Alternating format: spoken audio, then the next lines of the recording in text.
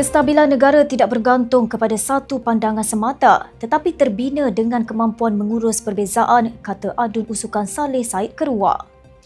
Katanya negara menyekat suara rakyat mungkin kelihatan tenang, namun kestabilan seumpama itu lazimnya rapuh dan mudah runtuh bila tekanan memuncak. Beliau berkata kestabilan sebenar datang daripada kepercayaan rakyat terhadap sistem adil yang membenarkan suara berbeza didengari dan dihormati. Saleh yang juga Bendahari UMNO Sabah berkata perpaduan bukan bermaksud semua rakyat mesti dalam arah yang sama, sebaliknya berkongsi matlamat seperti keadilan, keamanan dan kemajuan.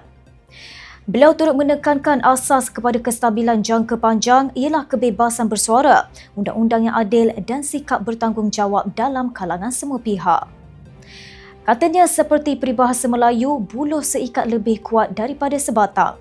Walaupun kita berbeza latar belakang, bila bersatu dan saling menyokong, kita jadi lebih kuat dan sukar digoyahkan. Haili Izzati, FMT.